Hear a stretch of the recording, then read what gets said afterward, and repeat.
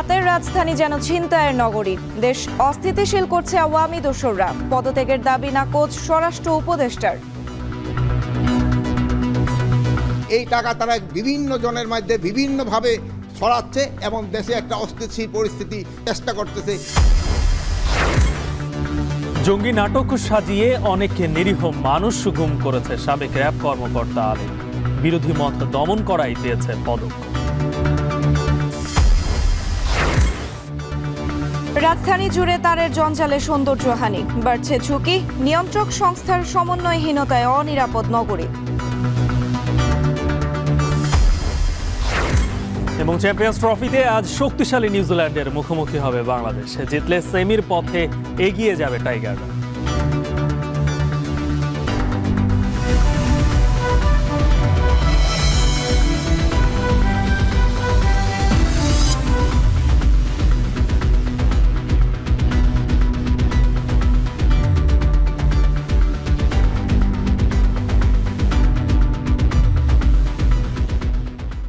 স্বাগত এখন বাজারে। পুরো আয়োজন জুড়ে সঙ্গে আছি আমরা দুজন, আমি সুমাইয়া আছি, আমি গালিব ইবনে রিয়াজ। রোববার রাতেও রাজধানীর বিভিন্ন স্থানে ছিনতাইয়ের ঘটনা ঘটেছে। এর মধ্যে বনশ্রীতে নিজ বাসার সামনে থেকে এক ব্যবসায়ীকে গুলি করে স্বর্ণ ও টাকা ছিনতাই করেছে দুর্বৃত্তরা। এমন পরিস্থিতিতে স্বরাষ্ট্র উপদেষ্টার পদত্যাগের দাবি জানিয়ে রাতে ঢাকা বিশ্ববিদ্যালয়ে মিছিল করে ছাত্ররা। পরে গভীর রাতে সংবাদ সম্মেলনে স্বরাষ্ট্র উপদেষ্টা জানান, পাচার ও লুট করা অর্থ দিয়েই দেশকে অস্থিতিশীল করছে আওয়ামী দোসররা।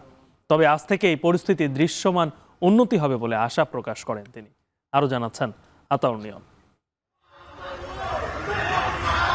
রবিবার রাত 11টা নাগাদ রাজধানীর বনশ্রী ডি ব্লকের 7 নম্বর রোডে মোটরসাইকেলে এসে এভাবেই হামলা করে সবকিছু ছিনিয়ে নিয়ে যায় ছিনতাইকারীরা।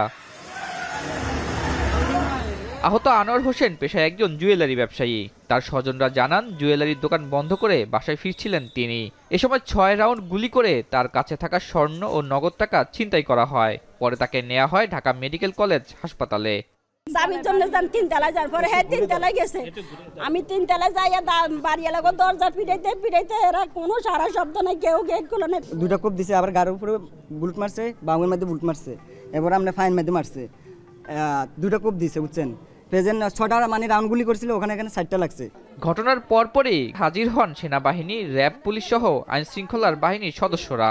এ সময় আবাসিক এলাকা ও ব্যক্তি নিরাপত্তায় বাড়িয়ালা ও বনশ্রী সোসাইটির কার্যক্রম নিয়ে প্রশ্ন তোলেন এলাকাবাসীরা। এখন যারা দায়িত্ব আছে সম্পূর্ণ ব্যর্থ, তারা দায়িত্ববান লোক একটা এখানে আসে নাই। আপনারা দেখেছেন একটা লোকও কিন্তু এখানে আসে নাই, এবং নিরাপত্তা আমাদের বলতে গেলে আসলে নাই। এদিকে একই সময়ে ছিনতাইয়ের ঘটনা ঘটেছে রাজধানীর মোহাম্মদপুর টাউন হল এলাকাতেও। এ সময় রিকশায় করে যাওয়া যাত্রীদের আটকে ছিনতাইকারীরা ছিনিয়ে নেন সবকিছু। এ সময় মিরপুরে 1-এ বৈষম্য বিরোধী ছাত্র আন্দোলন ও জাতীয় নাগরিক কমিটির নেত্রীর বাসায়ও হামলার ঘটনা ঘটে। গত কয়েক সপ্তাহ ধরেই দেশে বাড়ছে ছিনতাই, ডাকাতি ও ধর্ষণের ঘটনা। প্রতিনিয়ত অবনতি হচ্ছে আইন শৃঙ্খলা পরিস্থিতির। তখন এর প্রতিকার ও সমাধান চেয়ে গভীর রাতে স্বরাষ্ট্র উপদেষ্টার পদত্যাগের দাবিতে রাস্তা নেমে আসে শিক্ষার্থীরা। সোমবার দুপুরের মধ্যে স্বরাষ্ট্র উপদেষ্টার পদত্যাগের দাবি তোলেন তারা।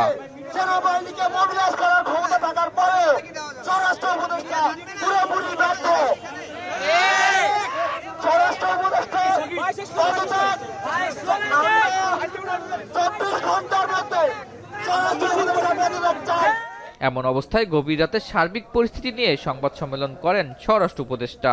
দাবি করেন, আইন শৃঙ্খলা পরিস্থিতি নিয়ন্ত্রণে আরো পদক্ষেপ নেওয়া হচ্ছে। তিনি জানান, গত 16 বছরে ফ্যাসিবাদী আওয়ামীরা অনেক অর্থ লুটপাট ও পাচার করেছে, যা খরচ করে দেশকে অস্থিতিশীল করার চেষ্টা চলছে। আইন শৃঙ্খলা পরিস্থিতি দিনে দিনে আরও উন্নতি হবে এবং এটা অবনতি হওয়ার কোনো সম্ভাবনা নাই।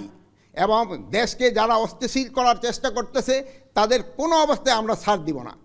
এই আওয়ামী দোসরদের আমরা কোনো অবস্থায় ছাড় দিব না। তাদের কাছে প্রচুর টাকা আছে, এই টাকা তারা বিভিন্ন জনের মধ্যে বিভিন্নভাবে ছড়াচ্ছে এবং দেশে একটা অস্থিতিশীল পরিস্থিতি চেষ্টা করতেছে, কিন্তু তারা কোনো অবস্থায় সাকসেস হবে না। পদত্যাগের বিষয়ে বলেন, যে কারণে দাবি করা হচ্ছে তা পূরণ করলে আর পদত্যাগের প্রশ্ন উঠবে না।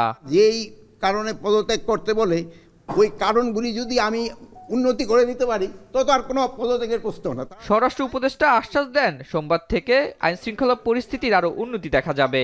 সেই সাথে যে জায়গাতেই আওয়ামী দোসর ও সন্ত্রাসীরা থাকুক না কেন তাদের খুঁজে বের করে ব্যবস্থা নেওয়া হবে বলে জানান তিনি। সব সময় এই ডেভিড হান আতাউর নিয়ন, এখন, ঢাকা। কঠোর ব্যবস্থা।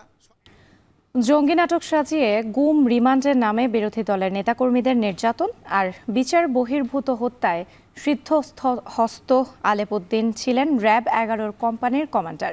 তার বিরুদ্ধে রয়েছে ক্রসফায়ারের ভয় দেখিয়ে আসামের স্ত্রীকে ধর্ষণের মতো গুরুতর অভিযোগ। আওয়ামী লীগের আস্থাভাজন হওয়ায় শেখ হাসিনার হাতে পেয়েছিলেন পিএম ও বিপিএম পদক। ছাত্র জনতার আন্দোলনে শেখ হাসিনা পালিয়ে গেলে আলিপের হাতে নির্যাতিতরা মুখ খুলতে শুরু করে। তার বিরুদ্ধে এখন পর্যন্ত অর্ধশতাধিক অভিযোগ পড়েছে আন্তর্জাতিক অপরাধ ট্রাইব্যুনালে। রাব্বি হোসেন জানাচ্ছেন বাকিটা।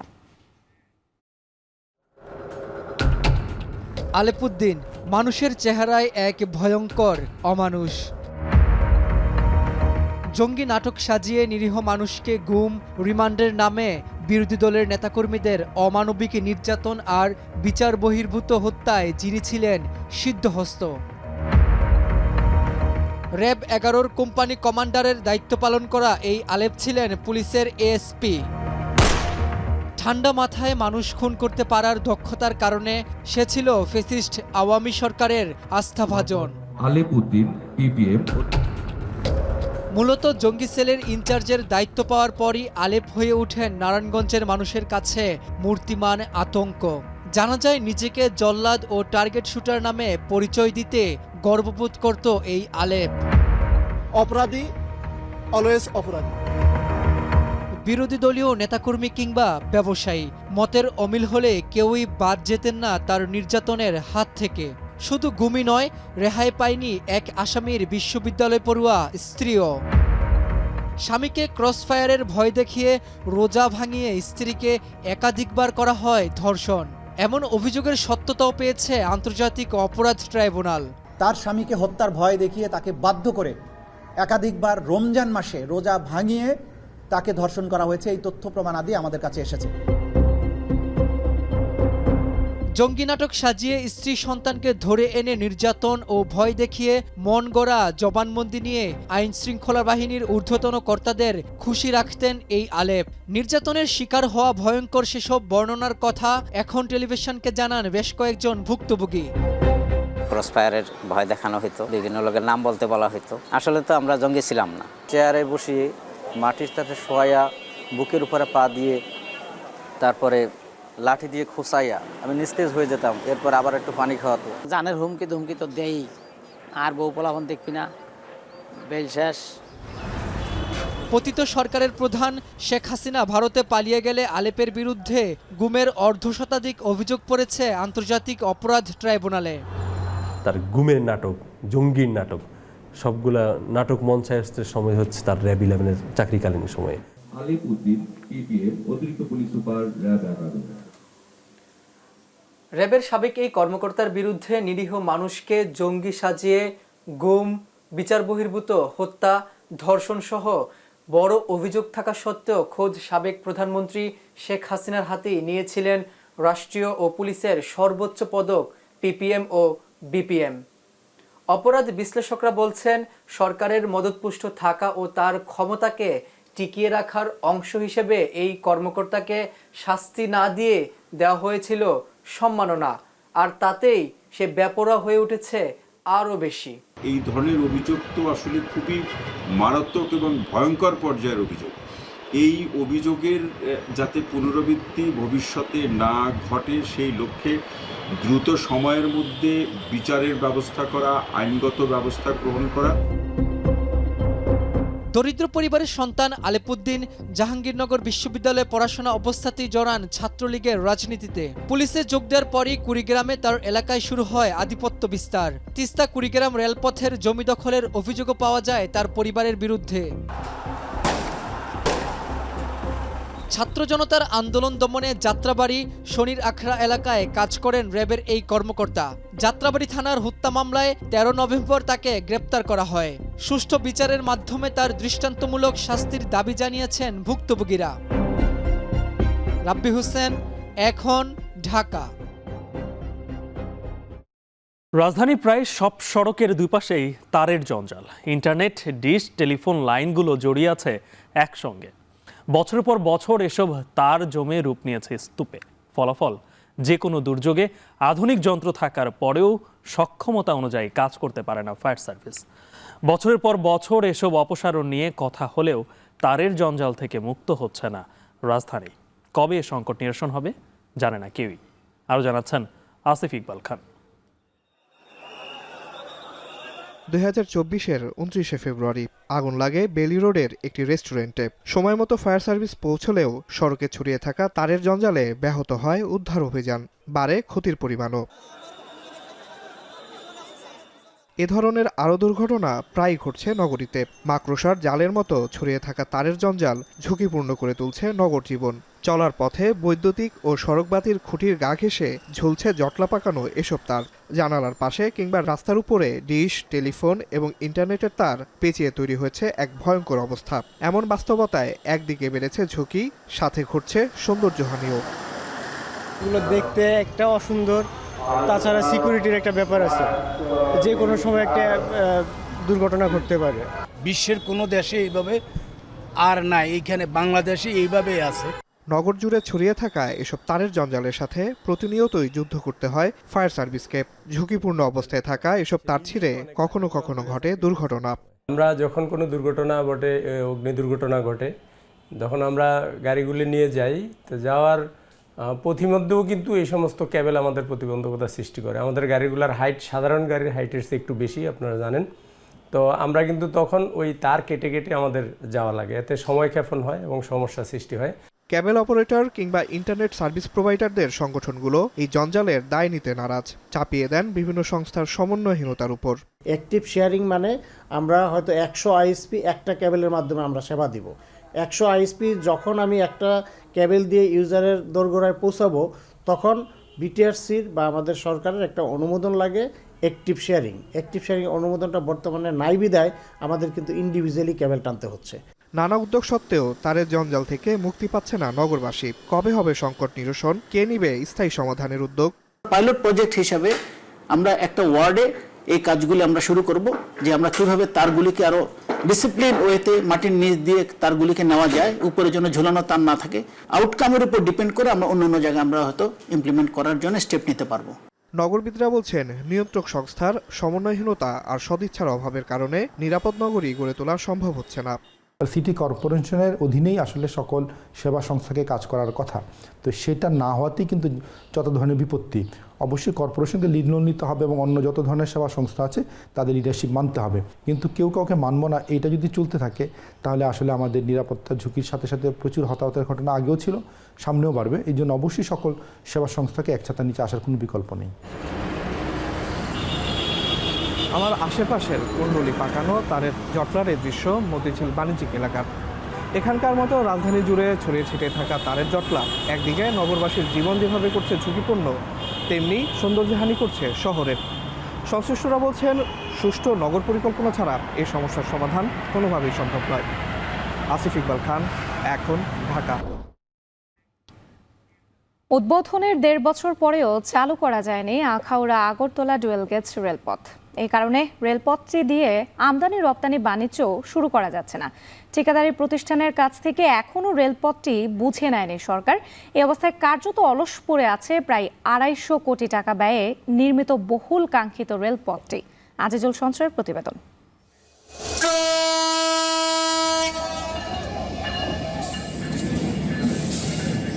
আন্তর্দেশীয় বাণিজ্য সম্প্রসারণে প্রায় 1.5 বছর আগে উদ্বোধন হয় আখাউড়া আগরতলা রেলপথ। তবে তখনও পুরোপুরি শেষ হয়নি অবকাঠামোগত কাজ। সবশেষ গেল অক্টোবরে নির্মাণ কাজ শেষ হলেও কোনো কাজে আসছে না 12.24 কিলোমিটারের এই রেলপথটি। এরই মধ্যে আখাউড়া আগরতলা ডুয়েল গেজ রেলপথে পণ্য আমদানি রপ্তানির অনুমোদন দিয়েছে জাতীয় রাজস্ব বোর্ড। তবে ভারতের সঙ্গে চলমান কূটনৈতিক টানাপোড়েনে রেলপথ চালুতে বিলম্ব হচ্ছে। অন্যদিকে চলমান পরিস্থিতিতে রেলপথটির বাংলাদেশের 6.78 কিলোমিটার অংশ সরকারকে বুঝিয়ে দিতে পারেনি ঠিকাদারি প্রতিষ্ঠানটি। এ অবস্থায় দ্রুত এ রেলপথে পণ্য বাণিজ্য শুরু করতে চান ব্যবসায়ীরা। জানান, রেলে সাশ্রয়ী খরচে পণ্য আনতে পারলে ভোক্তারাও সুফল পাবেন তার। পণ্য সামগ্রী যদি আমরা রেল সংযোগের মাধ্যমে আসতে পারি তখন ভোক্তারা সুবিধা হবে। বাজার স্থলবন্দর যদি পরে 5 টাকা, তাইলে আমরা সাধারণত 4 টাকা, একটা উদাহরণস্বরূপ 4 টাকা পাবো। 1-2 বছর আগে থেকে এটা শুরু হওয়ার কথা। দুই দেশের জন্য লাভবান হবে, বিশেষ করে বাংলাদেশ অনেক লাভবান হবে। তাই আমরা চাই সকল জটিলতা দূর করে অতি সত্বর যেন রেল যোগাযোগের মাধ্যমে বাংলাদেশের ভারতের পণ্য আসা যাওয়া হোক। আর দ্রুত সময়ের মধ্যে এটি ঠিকাদারি প্রতিষ্ঠানের কাছ থেকে বুঝে নেওয়ার কথা জানান জেলা প্রশাসক। হ্যান্ডওভার করে দেওয়ার পর্যায়ে আছে আর কি, কার্যক্রম সম্পূর্ণ সমাপ্ত। এটা আসলে ইন্টারন্যাশনালি এটা বসে হয়তো তারা সিদ্ধান্ত নেবে আর কি। বড় বর্ডার একটা রেলওয়ের একটা বিশাল ফাংশন এখানে, যদিও রাস্তাটা মাত্র 6 কিলোমিটার, কিন্তু এখানে কিন্তু আপনার বাণিজ্যের ক্ষেত্রে একটা বড় ভূমিকা এখানে আছে। আখাউড়া আগরতলা ডুয়েল গেজ রেলপথের নির্মাণ শুরু হয় 2018 সালের জুলাইয়ে। নানা সংকটে বিলম্বিত হয় প্রকল্পের কাজ। বাংলাদেশ অংশের রেলপথ নির্মাণে ব্যয় হয়েছে 241 কোটি টাকা। আজিজুল সঞ্চয়, এখন ব্রাহ্মণবাড়িয়া। সিটি কর্পোরেশন থেকে পাওয়া গুরুত্বপূর্ণ নাগরিক সেবার অন্যতম হল জন্ম ও মৃত্যু নিবন্ধন, নাগরিক প্রত্যয়নপত্র এবং উত্তরাধিকার সনদ। তবে রাজনৈতিক প্রেক্ষাপট পরিবর্তনের পর সিলেট সিটি কর্পোরেশনে জনপ্রতিনিধি না থাকায় গুরুত্বপূর্ণ এসব সেবা প্রত্যাশী ভোগান্তিতে পড়েছেন। যদিও সিটি কর্পোরেশনের দাবি এ সমস্যা সাময়িক হলেও তার সমাধানের চেষ্টার কমতি নেই তাদের। সন্দীপন শুভর প্রতিবেদন, ছবি তুলেছেন অনিল পাল। আইডি কার্ড বানাইতো, এখন আইডি কার্ড বানাইতো বলতে এখন হেরে তার জন্ম নিমন্ত্রণ লই আইতো, তার জন্ম নিমন্ত্রণ লই আইছে, তার মাঠটা লই আইতো, তার মাঠটা লই আইছে, এখন তার বাপরটা লই আইতো। জন্মসনদ আনতে গিয়ে এভাবেই নিজের বিড়ম্বনার কথা বলছিলেন সিলেট নগরীর 18 নম্বর ওয়ার্ডের এই বাসিন্দা। ভোগান্তির এই চিত্র পুরো নগরীর সব ওয়ার্ডেই। গেল 19 আগস্ট মেয়র ও 26 সেপ্টেম্বর 42টি ওয়ার্ডের কাউন্সিলর অপসারণের পর থেকেই এমন দুর্ভোগের শিকার নগরীর সেবা প্রত্যাশীরা। সংকট নিরসনে নগরীর বিভিন্ন সরকারি দপ্তরের 13 জন কর্মকর্তাদের ওপর অস্থায়ী দায়িত্ব দেয়া হলেও মেলেনি সুফল। দীর্ঘ সময়েও কাঙ্ক্ষিত সেবা না পাওয়ায় ক্ষুব্ধ নগরবাসী। ইজিলি যে একটা নাগরিক, তার যে একটা রাইট আছে, জন্মসনদ পাওয়া, মৃত্যু সনদ পাওয়া, তার সন্তানরা পাওয়া বা ওয়ারিশনামার ক্ষেত্রে একটা ডেথ সনদ লাগে, মাস্ট। জনগণ এটার মধ্যে মানে একটা ব্যাপক ভোগান্তির মধ্যে আছে। জনপ্রতিনিধি নেই সিটি কর্পোরেশনগুলোতে, মেয়র নেই, সিটি কর্পোরেশন নেই, যে তার যে বিকল্প দেয়া হয়েছে সেগুলোতে আমাদের কিন্তু কোনো কাজ হচ্ছে না। এর পাশাপাশি নাগরিক প্রত্যয়নপত্র, জন্ম ও মৃত্যু সনদ সহজে প্রাপ্তিতেও বড় বাধা অনলাইন সার্ভার সংক্রান্ত জটিলতা। এখানে আসলে সবাই বলে সার্ভার ডাউন, এই ডাউন, সেই ডাউন। উকিলের সত্যায়িত করা লাগতেছে, সত্যায়িতর যে কাগজপত্র, ওয়ার্ডের 2 জন সাক্ষী লাগতেছে, আরও কবরস্থানের কাগজপত্র লাগতেছে। আমি মৃত্যু সনদ হসপিটালে মারা গেল ওই কাগজটা নিয়ে আসতেছি, তাতেও হচ্ছে না। সার্ভার জটিলতা সহ ওয়ার্ডগুলোতে জনপ্রতিনিধি না থাকায় আগের চেয়ে বর্তমানে বেশি সময় লাগছে বলে স্বীকার করেন খুদ সিটি কর্পোরেশনের কর্মকর্তারাও। তবে এ সমস্যা সমাধানে সিটি কর্পোরেশন কর্তৃপক্ষ যথেষ্ট আন্তরিক বলে দাবি করছেন সিসিকের প্রধান স্বাস্থ্য কর্মকর্তা। বর্তমান যারা দায়িত্বপ্রাপ্ত কর্মকর্তা আছে তারা তো আপনাকে চিনে না, তারা তো এটা একটু যাচাই বাছাই করবে, তারা একটু এনকোয়ারি করবে, তারপরে দিবে, যে কারণে একটু সময় ক্ষেপণ হচ্ছে। যদিও নাগরিক সমাজের প্রতিনিধিরা বলছেন কর্পোরেশনের নির্বাচিত জনপ্রতিনিধি না থাকলে এ সমস্যার সমাধান সহজে হবে না, বরং স্থানীয় সরকার নির্বাচন দ্রুত সম্পন্নের পরামর্শ তাদের। এটা হয়রানি মানসিকভাবে হচ্ছে, আর্থিকভাবে হচ্ছে, সব ধরনের হচ্ছে। তাই অনতিবিলম্বে আমরা মনে করি যে এই নির্বাচিত প্রতিনিধিদের কাছে ক্ষমতা হস্তান্তর করাটা সবচেয়ে ভালো। দাপ্তরিক ও সকল কারিগরি জটিলতা এবং দীর্ঘসূত্রিতা থেকে বেরিয়ে এসে সিলেট সিটি কর্পোরেশন কর্তৃপক্ষ নাগরিক অধিকার বাস্তবায়নে যথাযথ পদক্ষেপ নেবে, এমনটাই প্রত্যাশা নগরীর লাখো মানুষের। সন্দীপন শুভ, এখন সিলেট। বাংলাদেশের রাজনৈতিক পরিস্থিতি শক্তিশালী করতে ইউএসএইডি এর অর্থায়ন নিয়ে ফের মন্তব্য করেছেন মার্কিন প্রেসিডেন্ট ডোনাল্ড ট্রাম্প। এই অর্থ দেওয়া হয়েছে যেন তারা কট্টর বাম কমিউনিস্টদের ভোট দিতে পারে বলে মন্তব্য করেন তিনি। স্থানীয় সময় শনিবার মেরিল্যান্ডের একটি মিলনায়তনে দলীয় অনুষ্ঠান কনজারভেটিভ পলিটিক্যাল অ্যাকশন কনফারেন্সে এ প্রসঙ্গ তোলেন তিনি। মার্কিন প্রেসিডেন্ট বলেন, যুক্তরাষ্ট্র থেকে বাংলাদেশ $29 মিলিয়ন গেছে রাজনৈতিক পরিসর শক্তিশালী করতে এবং তাদের সহায়তা করতে। এর আগে শুক্রবার ট্রাম্প বলেন এই অর্থ পেয়েছে বাংলাদেশি একটি প্রতিষ্ঠান যা খুব বেশি পরিচিত নয়, এমনকি ওই সংগঠনের কর্মীও নাকি মাত্র 2 জন। বাংলাদেশে $29 মিলিয়ন অর্থায়নের বিষয়টি প্রথম সামনে আসে 15 ফেব্রুয়ারি।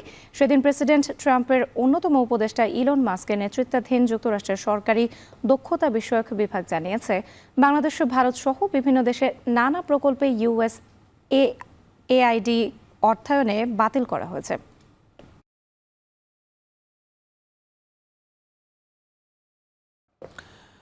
একাধিকবার মেয়াদ বাড়িয়েও 6 বছরেও শেষ হয়নি 50 শয্যার হাইমচর উপজেলা স্বাস্থ্য কমপ্লেক্সের নির্মাণ কাজ। জরাজীর্ণ টিন শেডে ব্যাহত চিকিৎসা সেবা, বাড়ছে রোগীদের দুর্ভোগ। তালভা জুবায়েরের প্রতিবেদন। চাঁদপুরের এক অবহেলিত জনপদ হাইমচর। চরাঞ্চল প্রধান এই উপজেলার প্রায় 2.5 লাখ মানুষের স্বাস্থ্যসেবার একমাত্র ভরসা উপজেলা স্বাস্থ্য কমপ্লেক্স। চিকিৎসা সেবার মান উন্নয়নে 2019 সালে 50 শয্যা বিশিষ্ট এই ভবন নির্মাণ কাজ শুরু হয়। 2 বছর মেয়াদী এই প্রকল্পের 6 বছর অতিবাহিত হলেও শেষ হয়নি নির্মাণ কাজ। ফলে ন্যূনতম সেবা প্রাপ্তি থেকে বঞ্চিত হচ্ছে এই জনপদের মানুষ। স্বাস্থ্যসেবার মান উন্নয়নে চাঁদপুরের হাইমচর উপজেলার 30 শয্যা বিশিষ্ট জরাজীর্ণ টিনশেডের হাসপাতালের পাশে নির্মাণ করা হয় 4 তলা বিশিষ্ট 2টি ভবন। 50 শয্যা বিশিষ্ট এই স্বাস্থ্য কমপ্লেক্স ঘিরে উন্নত সেবার প্রত্যাশায় বুক বাঁধেন মেঘনাপাড়ের এ জনপদের মানুষ। কিন্তু নির্ধারিত মেয়াদ শেষে দীর্ঘ সময় অতিবাহিত হলেও শেষ হয়নি নির্মাণ কাজ। ফলে উন্নত সেবার বদলে চরম ভোগান্তিতে পড়তে হচ্ছে রোগীদের। এলাকাটি নদীবেষ্টিত হওয়ায় চরের মানুষের জন্য উপজেলা স্বাস্থ্য কমপ্লেক্সই একমাত্র ভরসা। স্বাস্থ্যসেবার মান উন্নয়নে 2019 সালে চাঁদপুরের হাইমচরে 50 শয্যার উপজেলা স্বাস্থ্য কমপ্লেক্স নির্মাণের কাজ শুরু হয়, কিন্তু 6 বছর পেরিয়ে গেলেও এখনো শেষ হয়নি কাজ। হসপিটালটা মডেল হসপিটালটা করা হয়েছে, এটা এখনো শুরু করা হয়নি। যদি এটা করা হতো তাহলে আমরা সব দিক দিয়েই মনে করেন যে উপকৃত হতাম। চাঁদপুর বা ঢাকা ওইসব জায়গাতে আমাদের যেতে হতো না, আমরা এখানে ওই ট্রিটমেন্টটা পেতাম। এখানে নেই প্রয়োজনীয় চিকিৎসা সরঞ্জাম, আল্ট্রাসোনোগ্রাম, এক্স-রে, অপারেশন থিয়েটার তো দূরের কথা, রক্ত পরীক্ষারও পর্যাপ্ত ব্যবস্থা নেই এই স্বাস্থ্য কমপ্লেক্সে। অনেক সময় চিকিৎসা না পেয়ে পথেই মারা যায় অনেক রোগী। স্বাস্থ্য কমপ্লেক্সে আমাদের সেবার আসলে খুবই নিম্ন। বিভিন্ন পরীক্ষা নিরীক্ষা করতে গেলে সমস্যা বিলম্ব করে বা পরীক্ষাগুলো নাই। উন্নত চিকিৎসার অভাবে মানুষকে চাঁদপুর রেফার করা হয়, রেফার করার সময় অনেকে পথে মারা যাচ্ছে। প্রায় 27 কোটি টাকা বাজেটে কাজ শুরু করেছিল ঠিকাদারি প্রতিষ্ঠান ম্যাক কনস্ট্রাকশন। হাসপাতালের আধুনিক ভবন নির্মাণের জন্য পুরনো ভবনের অর্ধেক ভেঙে ফেলা হলেও শেষ হয়নি নতুন ভবনের কাজ। 2 বছর মেয়াদী প্রকল্পের মেয়াদ 6 দফা বাড়ানো হলেও 80% কাজ সম্পন্ন হওয়ার পর 2024 সালে হঠাৎ বন্ধ হয়ে যায় নির্মাণ কাজ। জায়গা সংকুলন না হওয়ায় যত্রতত্র সেবা নিচ্ছেন রোগীরা। পুরনো ভবন, পানি পড়ে জরাজীর্ণ, দেওয়াল খসে খসে পড়তেছে। আমরা চেষ্টা করতেছি তার মধ্যে যে কোনো ধরনের রোগীকে প্রাথমিক চিকিৎসা সেবা থেকে শুরু করে ভর্তি রোগী থেকে শুরু করে আমরা সব রকম সেবা দিতে। রোগীদের চিকিৎসা সেবা দিতেই হবে। এই কারণে আমরা বিভিন্ন অফিস রুমগুলিতে আমরা ছোট অফিস রুমগুলিতে 6 বেড, 4 বেডের 5 বেড এরকম ওয়ার্ড বানিয়েছি। এদিকে জনবল সংকটেও ভুগছে হাসপাতালটি। 123 জন চিকিৎসক কর্মচারী থাকার কথা থাকলেও কর্মরত আছেন মাত্র 67 জন। বিশেষ করে অ্যানেস্থেসিয়া ও সার্জারি বিভাগের গুরুত্বপূর্ণ পদ ফাঁকা থাকায় ব্যাহত হচ্ছে চিকিৎসা সেবা। শুধু হাসপাতাল ভবনই নয়, চিকিৎসক ও নার্সদের থাকার জন্য নির্মিত 6টি ভবনের কাজও অসম্পন্ন। স্বাস্থ্য প্রকৌশল অধিদপ্তরের দাবি, নতুন প্রকল্প অনুমোদন পেলে কাজ আবার শুরু হবে। ভবনটা না হওয়ার কারণে আমার যে ল্যাবের যে কাজগুলো, যেমন আমাদের সেল কাউন্টার মেশিন নেই, এখানে চরের যে রোগীগুলো আসে কষ্ট করে এত দূর থেকে, সেই রোগীগুলোকে আমরা ঠিকমতো কোনো টেস্ট করতে পারি না। তাদেরকে কোনো টেস্ট করতে তাকে বাইরে দিয়ে টেস্ট করতে হয়। অজ্ঞাত কারণে ঠিকা প্রতিষ্ঠান কাজটি ফেলে রেখে চলে যায়। বাকি কাজ শেষ করার জন্য আমাদের ঊর্ধ্বতন কর্তৃপক্ষ সহ মন্ত্রণালয় বিভিন্নভাবে প্রচেষ্টা চালাচ্ছে। ওপির অনুমোদন সাপেক্ষে আশা রাখি এই কাজটি, বাকি কাজ শেষ করে জনস্বার্থে চালু করার জন্য আমরা উদ্যোগী হব। 174 কিলোমিটার আয়তনের এই উপজেলার স্বাস্থ্য কেন্দ্রের অসম্পূর্ণ ভবনের নির্মাণ কাজ শেষ করার পাশাপাশি জনবল সংকট দূর করতে কর্তৃপক্ষ প্রয়োজনীয় ব্যবস্থা গ্রহণ করবেন দাবি সাধারণ মানুষের। তালহা জুবায়ের, এখন চাঁদপুর। তাপমাত্রা পরিবর্তনের সাথে সাথে বেড়েছে নিউমোনিয়া ও ঠান্ডাজনিত রোগে আক্রান্তের সংখ্যা। আক্রান্তদের মধ্যে শিশুদের সংখ্যাই বেশি। এ নিয়ে আরও জানাতে জেলা সদর হাসপাতাল থেকে যুক্ত হচ্ছেন ইমতিয়াজুর রহমান। ইমতিয়াজ, হাসপাতালে প্রতিদিন কতজন রোগী ভর্তি হচ্ছেন জানাবেন?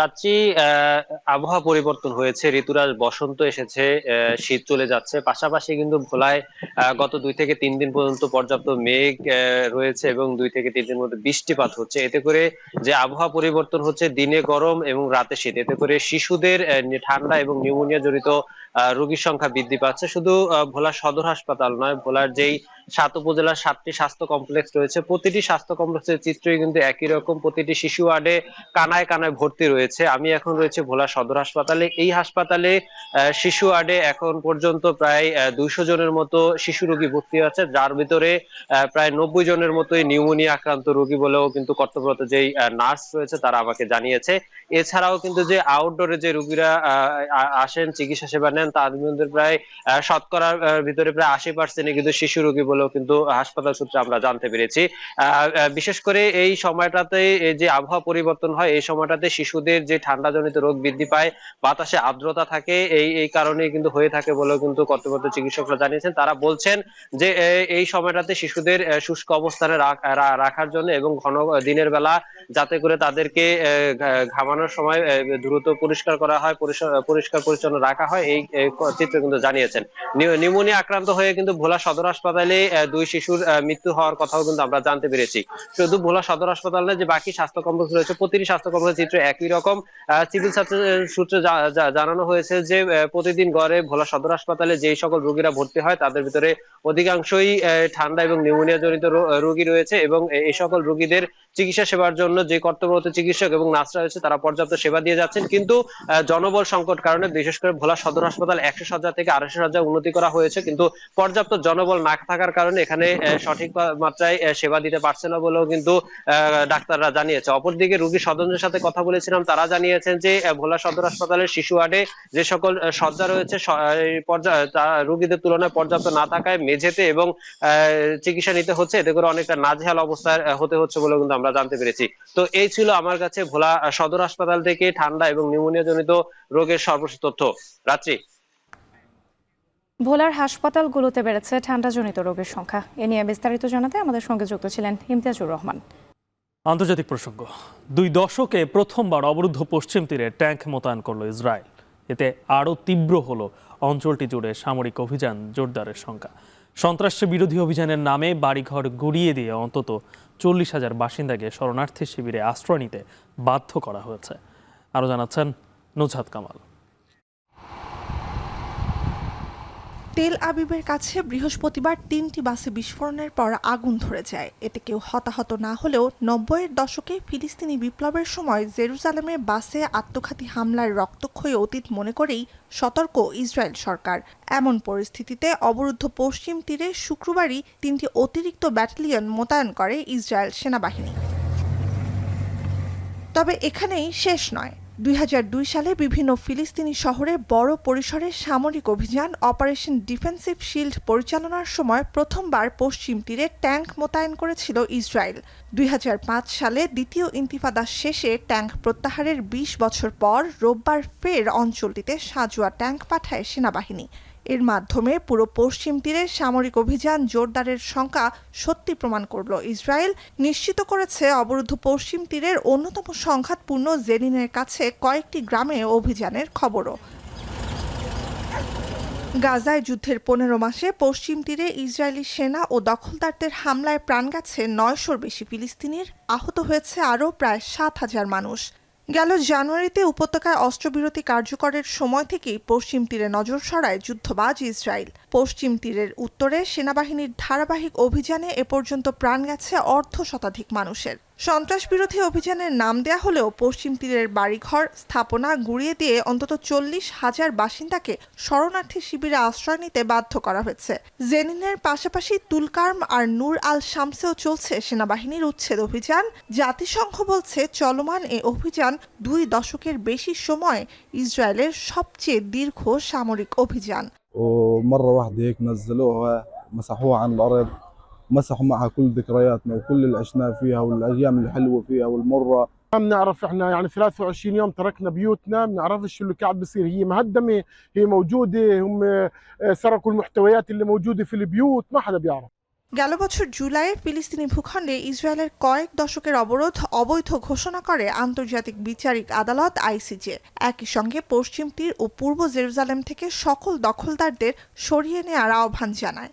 আদালতের এ নির্দেশনা উপেক্ষা করেই দখলকৃত অঞ্চলে সেনা অভিযানের পরিধি ফের বাড়িয়েছে নেতানিয়াহু সরকার। নুজহাত কামাল, এখন বিশ্ব। আরএফএল গিজারে আছে ওয়ার্ল্ড ফ্লো টেকনোলজি, যা পানি গরম করে 20% কম বিদ্যুৎ খরচে, আর একবার অন করলেই পানি গরম থাকে 24 ঘন্টা। আরএফএল গিজার, উষ্ণ পানির পরশ। লাখো মানুষের উপস্থিতিতে সম্পন্ন হলো প্রয়াত হিজবুল্লাহ নেতা হাসান নাসরাল্লাহ ও হাশেম সাফিউদ্দিনের বহুল প্রতীক্ষিত জানাজা। কানায় কানায় পূর্ণ ছিল 50,000 ধারণ ক্ষমতার বৈরুতে স্পোর্টস সিটি স্টেডিয়াম।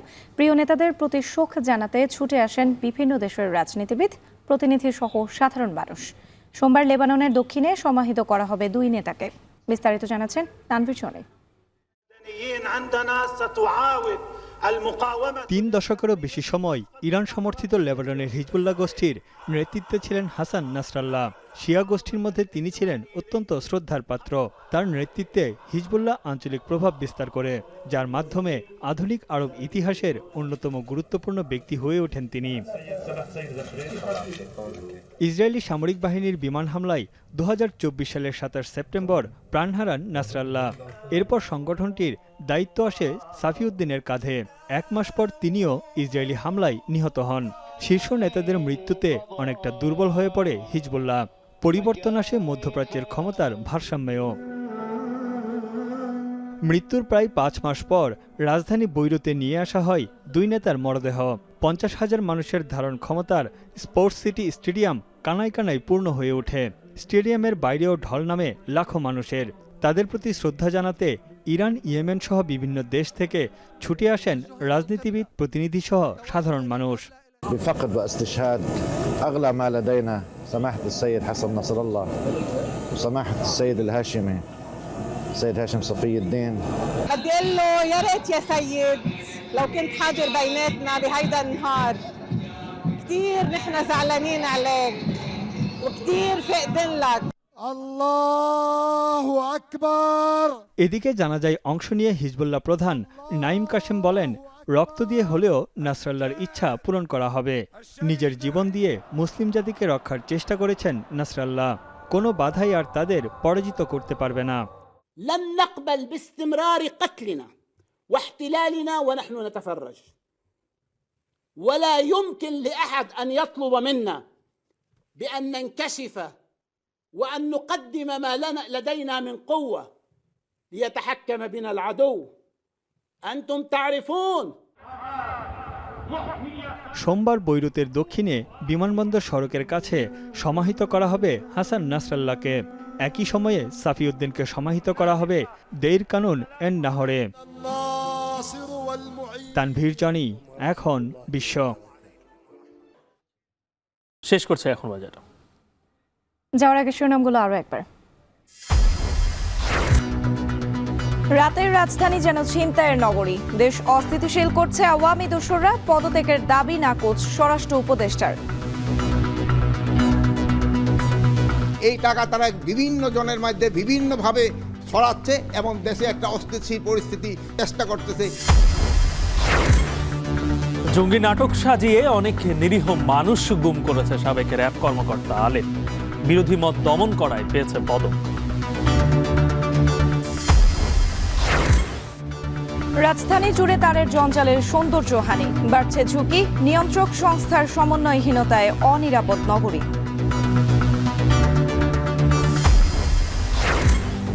এবং চ্যাম্পিয়ন্স ট্রফিতে আজ শক্তিশালী নিউজিল্যান্ডের মুখোমুখি হবে বাংলাদেশে। জিতলে সেমির পথে এগিয়ে যাবে টাইগার।